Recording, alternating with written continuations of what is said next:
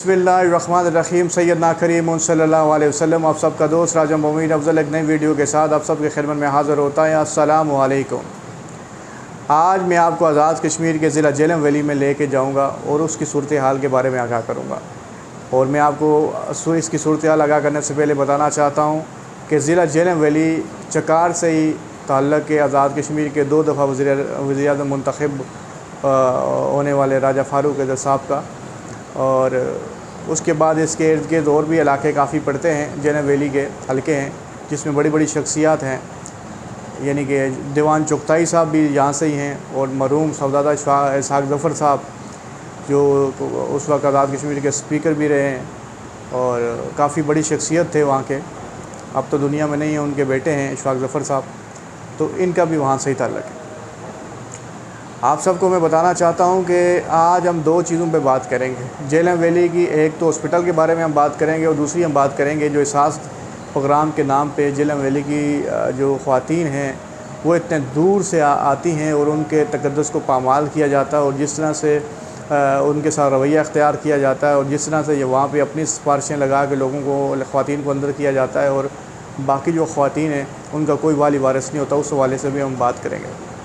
सबसे पहले मैं आपको बताना चाहता हूं कि झेलम वैली का जो हॉस्पिटल है उसके हवाले से मैं काफ़ी वीडियोस पहले भी बना चुका हूं। इस हॉस्पिटल के हवाले से आपको आगाह करता रहता हूं, लेकिन मैंने सोचा फिर दोबारा आवाज़ उठाई जाए। जब तक इस पर कोई अमल दरामद नहीं होता, जब तक कोई काम नहीं होता, हम अपनी आवाज़ को उठाते रहेंगे। हम अपनी ताकि इस हुकूमत वक्त तक ये आवाज़ पहुँचे, ताकि इस हॉस्पिटल के बारे में कोई ना कोई चीज़ सोची जाए, अमला अच्छा दिया जाए, डॉक्टर्स अच्छे दिए जाए, लोगों को परेशानी का सामना ना हो। मैं आप सबसे ये अर्ज़ करना चाहता हूँ कि झेलम वैली का जो हॉस्पिटल है इसके अंदर हर चीज़ मौजूद है।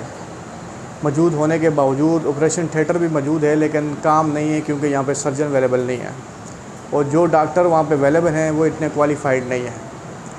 मैंने पहले भी अर्ज़ किया था कि ये जो डॉक्टर हैं इनकी काउंसलिंग होनी चाहिए, इनको बताना चाहिए जो अमला है, ताकि लोगों के साथ जो रवैया है, जो अखलाकियात है, डॉक्टरों को ये चीज़ बताई जाए कि किस तरह से आवाम को ट्रीट किया जाता है और किस तरह से जो पेशेंट है उनको ट्रीट किया जाता है। यहाँ पे माशाल्लाह जो डॉक्टर हैं ज़रा भी काम नहीं करते, ना काम करना उनको आता है।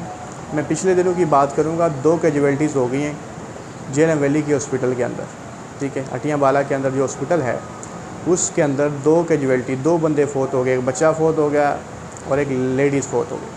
अब फ़ौत होने की वजूहत ये थी कि उनको जो प्रॉब्लम थी उसको तो डायग्नोज नहीं किया गया, लेकिन उसके बावजूद उनको इंजेक्शन लगा के जो है ना फ़ौरन उनकी हलाकत हो गई। उसकी वजह यह थी कि जो डॉक्टर हैं ये सारे अनक्वालिफ़ाइड थे और इनको किसी चीज़ की ना काउंसलिंग का पता है ना पेशेंट का पता है, जिस वजह से आवाम वो नुकसान के अंदर आ गई है। और यकीन करेंगे जो हॉस्पिटल है ये एक दरिंदगी का मैदान बन चुका है, और अवाम अब इतने अवाम के अंदर रोशे के साथ फैल गया है कि अवाम डर के मारे यहाँ जा भी नहीं सकती और मजबूर है कि प्राइवेट में वो पैसे दे भी नहीं सकती। अब वो दोनों रास्तों में करे तो क्या मजबूर हो कि जब वो थोड़ा प्राइवेट हॉस्पिटल में नहीं जाएगी, उस डॉक्टर को वो अफोर्ड नहीं कर पाएगी, तो उसको यहाँ पे जाना पड़ेगा। क्योंकि यहाँ पे मोस्टली डॉक्टर आपको नज़र आएंगे जिनके प्राइवेट क्लिनिक्स हैं, यहाँ पर तो वो सही चेक नहीं करेंगे, लेकिन प्राइवेट क्लिनिक में बंदे को बुला लेंगे। ना यहाँ पर अल्ट्रासाउंड तरीके से होता है, ना मैं आपको बता रहा हूँ कि ऑपरेशन थिएटर को बहाल किया गया है। और जितनी भी लेडीज़ हैं, क्योंकि ये छोटा हॉस्पिटल नहीं है, इसलिए यहाँ पे काफ़ी इलाके लगते हैं। मैं आपको बताना चाहता हूँ जो अगर अमूमन अब बात की जाए तो जितनी भी डिलीवरी होती हैं वो प्राइवेट हॉस्पिटल वाले डॉक्टर करते हैं। गायनी में जो बैठते हैं, अब गायनी वाले 30,000 से 50,000 या इससे भी ज़्यादा वो चार्ज करते हैं, डिपेंड ऑन केस होता है। अगर हटियाँ बाले के हॉस्पिटल को इसके ऑपरेशन थिएटर को ऑन कर दिया जाए, यहाँ पे सर्जन दे दिया जाए, तो यकीन करें वो लोग इन पैसों से बच सकेंगे और गरीब लोग अपने अच्छी तरह से जो है वो इलाज भी करा सकेंगे, ताकि कोई ऐसा डॉक्टर हो जो अच्छा डिसीजन देने वाला हो, अच्छी उनके साथ अच्छी काउंसलिंग करे, या फिर वो जो पेशेंट है वो उसको सही तरह देखें। अमूमन ये होता है कि लोगों को यहाँ पे आना पड़ता है, फिर उसको रेफ़र हो जाते हैं, वो मुज़फ़्फ़राबाद जाना पड़ता है, क्योंकि यहाँ पे वो स्टाफ और डॉक्टर अवेलेबिलिटी नहीं है। लेकिन जहाँ जो हैं उनका काम बिल्कुल ज़ीरो है। मैं आज भी आवाज़ उठा रहा हूँ वज़ीर सेहत को मैं ये बताना चाहता हूँ अपनी वीडियो के तवज्जुह से कि ज़िला झेलम वैली हटियाँ वाला का जो हॉस्पिटल है इस पर यकीन करें, इस पर कम से कम हुकूमत वक्त को जो वज़ीर सेहत हैं और वज़ीर-ए-आज़म हैं, इनको कम से कम सोचना चाहिए कि इसको बहाल करना चाहिए प्रॉपर तरीके से स्टाफ लेना चाहिए, और एक मेकनिज़म रखना चाहिए कि आवाम जब जाती है उनके साथ कौन सा रवैया अख्तियारात होता है, कौन सा रवैया अख्तियार किया जाता है और किस तरह से जो है उनकी दिल आज़ारी की जाती है, और उसके बावजूद जो लोग मरे हैं वो कैसे मरे हैं, बोर्ड बैठना चाहिए। ये कौन से इंजेक्शन लगाते हैं, किसी को कोई और प्रॉब्लम ऐसा इंजेक्शन लगा देते हैं उनके बीपी जो है वो शूट कर जाता है, तो ये कैसे होता है। इसको इस पूरी चीज़ों को सिनेरियो को देखने के लिए एक पूरा बोर्ड बैठना चाहिए। और मैं बड़ा शर्मिंदा हूँ इस बारे में कि देखें, राजा फ़ारूक हैदर का ताल्लुक़ यहाँ से है, लेकिन राजा फ़ारूक हैदर साहब जो हैं वो ज़रा भी अपने ये जो काम हैं, तरक्याती काम है, जो सेहत के काम है, इनमें तवज्जो नहीं देते। ये मुझे समझ नहीं आती। एक इंसान इतना बड़ा लीडर जो 2 दफ़ा प्राइम मिनिस्टर बन चुका हो, उन सब का ये काम बनता है। और राजा फ़ारूक हैदर साहब, आप पे ज़्यादा ज़िम्मेदारी है, आपका ज़्यादा काम बनता है कि आप इस हॉस्पिटल को देखें, कौन सी सहूलतें आवाम को दी जा रही हैं, और पेशेंट के साथ डॉक्टरों का रवैया क्या है, ये डॉक्टर हैं, ये क्वालिफ़ाइड हैं कि या नहीं हैं, ये जो लोग कैजुअल्टी हो रही हैं, जो लोग मर रहे हैं, तो इसमें क्या तरीक़ेकार, ये सारी चीज़ें देखना आपका काम बनता है। और ये चीज़ें मैं आपसे आगाह करना चाह रहा था, जो ज़रूरी था आप सबको बताना। अब दूसरी बात मैं आप सबको बताना चाहता हूँ, अभी जो गवर्नमेंट की तरफ से जो पहले से चला आ रहा है बेसिक सपोर्ट था, फिर एहसास प्रोग्राम हो गया।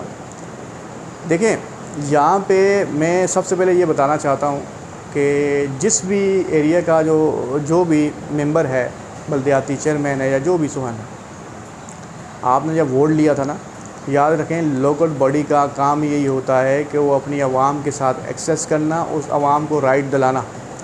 लेकिन बड़े अफसोस से मुझे कहना पड़ रहा है, जूनियर कौंसिल खराने का जो चेयरमैन है, मैंने उनका नाम नहीं सुना ना कोई, तो मुझे कल बड़ी इन्फॉर्मेशन मुझे मिली और मैंने ये चीज़ सुनी कि वो अपने रिश्तेदारों को जो है आगे लेके जाते हैं और उनका काम करवाते हैं, और बाकी जो लोग इतना दूर से आते हैं, यकीन करें रेंट इतना बढ़ गया है, गरीब लोग, मज़दूर लोग जो खलाना से खलाना खुर्द से और इन जगहों से वहाँ पे पहुँचते हैं, यकीन करें वो लोग गरीब कैसे सर्वाइव कर पाएंगे, बार बार कैसे आएंगे, और किस तरह से वो अपने आप को सर्वे में अपना सर्वे उसको क्या कहते हैं, अपनी रजिस्ट्रेशन करवाएंगे। ये एक सारा काम बल्दियाती जो नुमाइंदे हैं ये उनका होना चाहिए।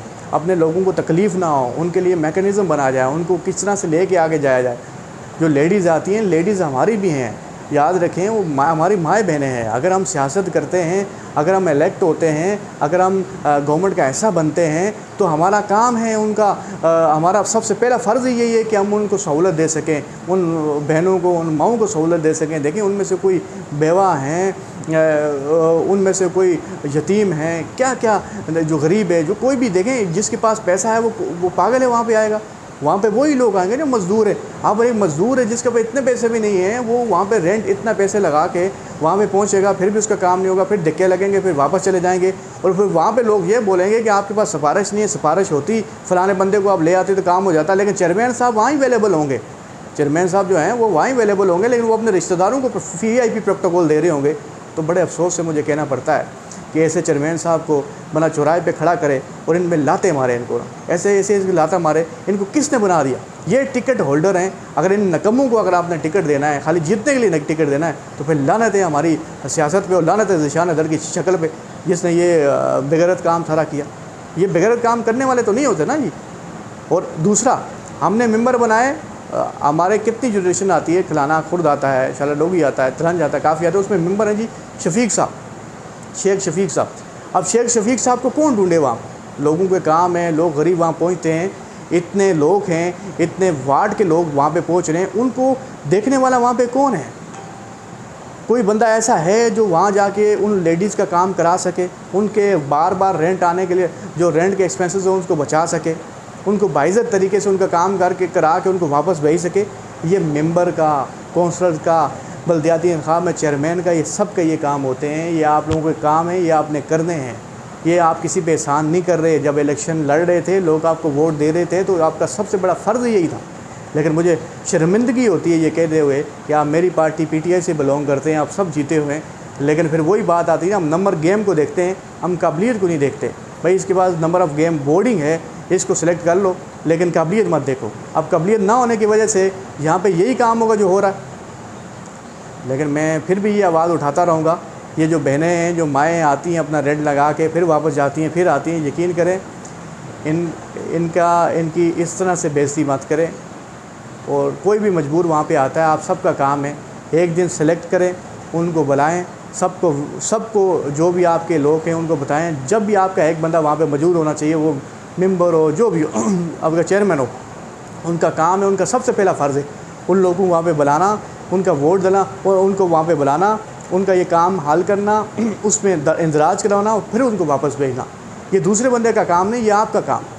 आपको कब शऊर आएगा और कब आपको अक्ल आएगा। दुआओं में याद रखिएगा। एक नई वीडियो के साथ आपकी खिदमत में फिर हाज़िर होऊंगा। आप सबका दोस्त राजा मोमीन अफजल। पाकिस्तान जिंदाबाद, पाकिस्तान आर्मी जिंदाबाद। अल्लाह हाफ़िज़, फ़ी अमान अल्लाह।